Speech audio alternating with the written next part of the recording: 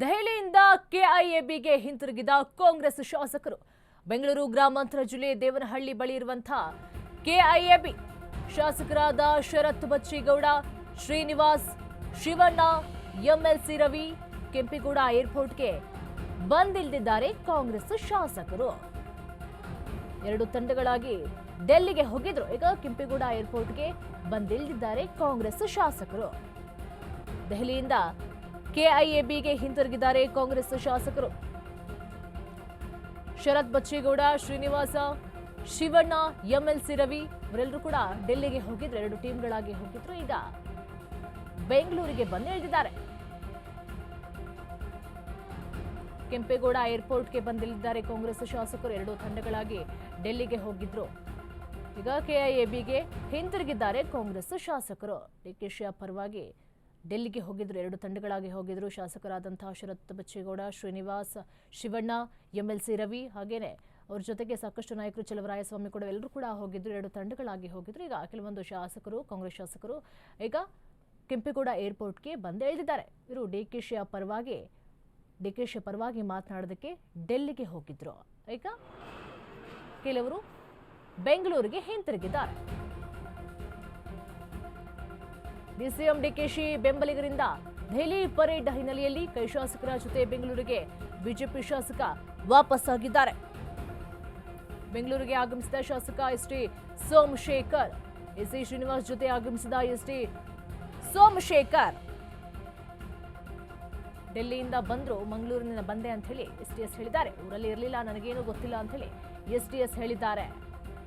DK ಪರ batting ಅನ್ನ ಬಿಸ್ತಾ ಇದ್ದು ಎರಡು ತಂಡಗಳಾಗಿ ಹೋಗಿದ್ರು.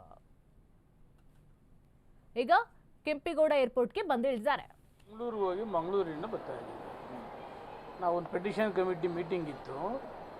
ಬುಧವಾರ ನೈಟ್ ಆಲ್ಟ್ ಮಾಡಿ ಗುರುವಾರ ಅದು ಮುಗಿಸಿ ಅಲ್ಲಿಂದ ಮಂಗಳೂರಿಗೆ ಹೋಗಿ ಮಂಗಳೂರಿಂದ ಬರ್ತಾ ಇದ್ದೀವಿ.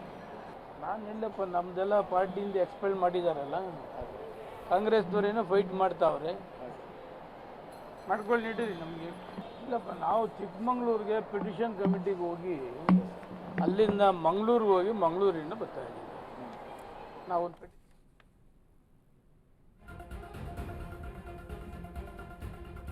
ಶಾಸಕರ ದೆಹಲಿ ಪರೇಡ್ ಬೆಂಗಳೂರಿಗೆ ವಾಪಸ್ಸಾಗಿದ್ದಾರೆ. ಕೆಲವು ಶಾಸಕರು ಏರ್ಪೋರ್ಟ್ನಲ್ಲಿ ಶಾಸಕ ಶರತ್ ಬಚ್ಚೇಗೌಡ ಹೇಳಿಕೆಯನ್ನ ಕೊಟ್ಟಿದ್ದಾರೆ. ಖರ್ಗೆ ಅವರ ಆಶೀರ್ವಾದ ಪಡೆಯಲು ದೆಹಲಿಗೆ ಹೋಗಿದ್ದೆ ಅಂತ ಹೇಳಿದ್ದಾರೆ. ಸಿಎಂ ಬದಲಾವಣೆ ವಿಚಾರ ಹೈಕಮಾಂಡ್ಗೆ ಬಿಟ್ಟದ್ದು. ವರಿಷ್ಠರ ತೀರ್ಮಾನಕ್ಕೆ ನಾವೆಲ್ಲರೂ ಕೂಡ ಬದ್ಧ ಅಂತ ಹೇಳಿದ್ದಾರೆ. ಏರ್ಪೋರ್ಟ್ನಲ್ಲಿ ಶಾಸಕ ಶರತ್ ಬಚ್ಚೇಗೌಡ ಹೇಳಿಕೆಯನ್ನ ಕೊಟ್ಟಿದ್ದಾರೆ. ಹಲವು ವಿಚಾರದ ಬಗ್ಗೆ ಚರ್ಚೆ ಮಾಡೋದಕ್ಕೋಸ್ಕರ ಡೆಲ್ಲಿಗೆ ಹೋಗಿದ್ವಿ. ಹೈಕಮಾಂಡ್ಗೆ ಸಾಧನೆಗಳ ಬಗ್ಗೆ ಮನವರಿಕೆಯನ್ನ ಮಾಡಿದ್ದೇನೆ. ಕೆಂಪೇಗೌಡ ಏರ್ಪೋರ್ಟ್ನಲ್ಲಿ ಶರತ್ ಬಚ್ಚೇಗೌಡ ಹೇಳಿಕೆಯನ್ನ ಕೊಟ್ಟಿದ್ದಾರೆ. ಮಲ್ಲಿಕಾರ್ಜುನ ಖರ್ಗೆ ಅವರ ಆಶೀರ್ವಾದವನ್ನ ಪಡೆಯೋದಕ್ಕೋಸ್ಕರ ನಾವು ಡೆಲ್ಲಿಗೆ ಹೋಗಿದ್ವಿ. ಶಾಸಕ ಶಿವಣ್ಣ ಜೊತೆಗೆ ಹೋಗಿದ್ವಿ. ಮುಖ್ಯಮಂತ್ರಿ ಬದಲಾವಣೆ ವಿಚಾರ ಹೈಕಮಾಂಡ್ಗೆ ಬಿಟ್ಟದ್ದು ಅಂತ ಕೂಡ ಹೇಳಿದ್ದಾರೆ. ಹೈಕಮಾಂಡ್ ಏನು ತೀರ್ಮಾನ ತೆಗೆದುಕೊಳ್ಳುತ್ತೆ ಅದಕ್ಕೆ ನಾವು ಬದ್ಧ ಅಂತ ಹೇಳಿದ್ದಾರೆ.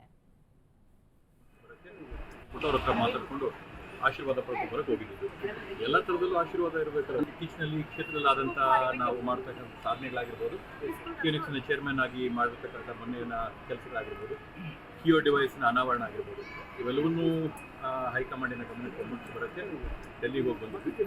ಮತ್ತು ಅವರ ಒಂದು ಆಶೀರ್ವಾದ, ಬೆಂಬಲ, ಸಹಕಾರ, ಸಹಯೋಗ ಇರಲಿ ಅಂತೇಳಿ ಅವ್ರ ಹತ್ರ ಮನವಿ ಮಾಡ್ಕೊಳ್ಳೋಕ್ಕೆ ಡೆಲ್ಲಿ ಹೋಗಿದ್ವಿ. ಅವೆಲ್ಲ ನಾವು ತೀರ್ಮಾನ ಮಾಡಂಗಿದ್ರೆ ಆಗುತ್ತೆ. ಅವೆಲ್ಲ ಹೈಕಮಾಂಡ್ ಏನು ತೀರ್ಮಾನ ಮಾಡುತ್ತೋ ಹೈಕಮಾಂಡ್ ಅದನ್ನ ತೀರ್ಮಾನ ಮಾಡುತ್ತೆ. ಹೈಕಮಾಂಡ್ ತೀರ್ಮಾನಕ್ಕೆ ಬಿಟ್ಟಿದ್ದು ಹೈಕಮಾಂಡ್ ಏನು ತೀರ್ಮಾನ ಮಾಡುತ್ತೋ ಆ ತೀರ್ಮಾನಕ್ಕೆ ನಾವೆಲ್ಲರೂ ಕೂಡ ಬದ್ಧರಾಗಿರ್ಬೇಕು. ಅವ್ರ ಹತ್ರ ಮಾತಾಡಿಕೊಂಡು ಆಶೀರ್ವಾದ.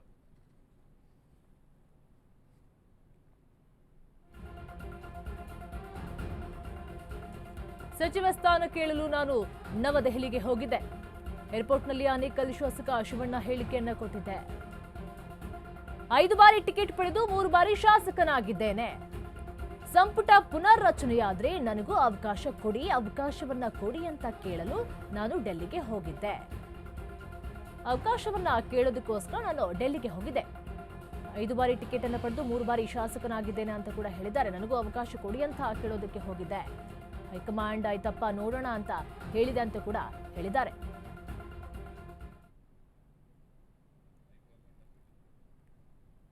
ಹೈಕಮಾಂಡು ಆಯ್ತಪ್ಪ ಎಲ್ಲ ಸೀನಿಯರಿಟಿ ಇದೀರ ನೋಡೋಣ ಅಂತ ಹೇಳಿದ್ದಾರೆ. ಅದಕ್ಕೋಸ್ಕರ ಹೋಗಿ. ಯಾಕೆ ಅಂತ ಹೇಳಿದ್ರೆ ನಾವು ಸೀನಿಯಾರಿಟಿಯಿಂದ ನಾವು NSUಯಿಂದ ಯೂತ್ ಕಾಂಗ್ರೆಸ್ಸು ಜಿಲ್ಲಾ ಪರಿಷತ್ ಮೆಂಬರ್ ಆಗಿ ಪಕ್ಷದಲ್ಲಿ ನಿಷ್ಠಾವಂತ ಕಾರ್ಯಕರ್ತನಾಗಿ ಕೆಲಸ ಮಾಡ್ಕೊಂಡು ಬಂದಿದ್ದೀನಿ. ಇಂಥ ಅವಕಾಶಗಳು ನಮಗೂ ಬೇಕಲ್ಲ, ಅದಕ್ಕೋಸ್ಕರ ಅವಕಾಶವನ್ನು ಉಪಯೋಗಿಸ್ಕೊಳ್ಳೋಣ ಅಂತೇಳಿ ಮಂತ್ರಿ ಆಗಬೇಕು ಅಂತೇಳಿ ಹೈಕಮಾಂಡ್ ಹೋಗಿ ಬೇಡಿಕೆ ಇಟ್ಕೊಂಡು ಬಂದಿದ್ವಿ. Reshuffle ಆಗುತ್ತಂತೆ sir? ರಿಸಫಲ್ ಆಗುತ್ತೆ ಅಂತೇಳಿ ಗೊತ್ತಾದ ಮೇಲೇ ನಾವು ಹೋಗಿದ್ದು.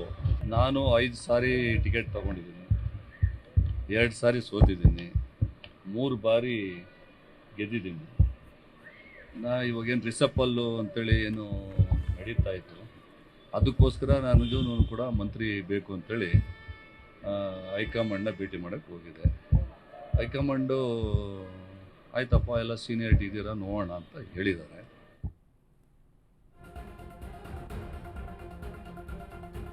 ಸಿಎಂ ಬದಲಾವಣೆ ಹೈಕಮಾಂಡ್ಗೆ ಬಿಟ್ಟ ವಿಚಾರ.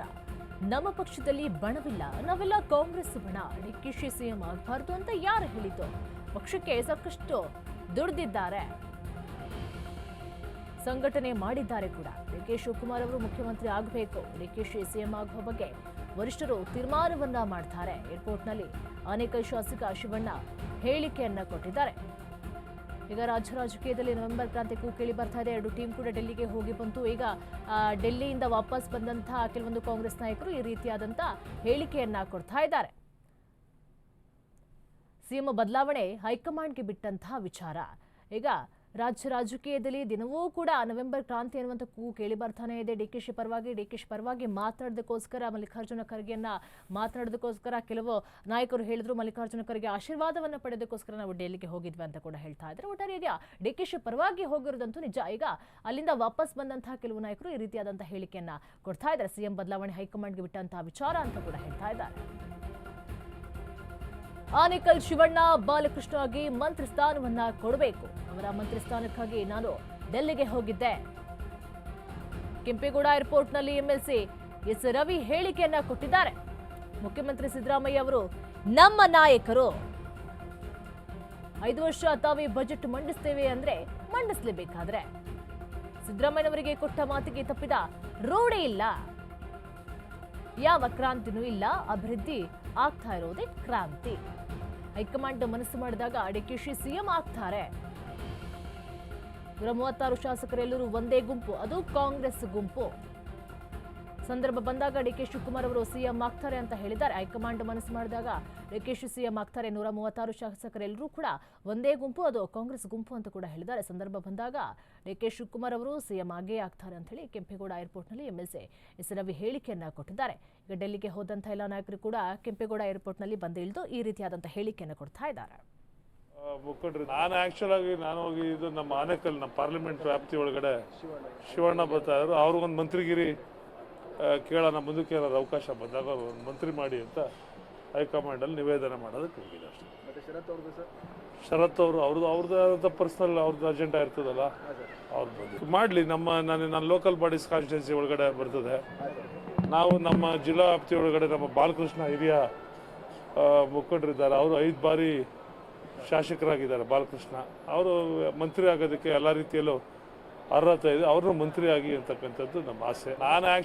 ನಾನು ಹೋಗಿ ಇದು ನಮ್ಮ ಆನೇಕಲ್ ನಮ್ಮ ಪಾರ್ಲಿಮೆಂಟ್ ವ್ಯಾಪ್ತಿ ಒಳಗಡೆ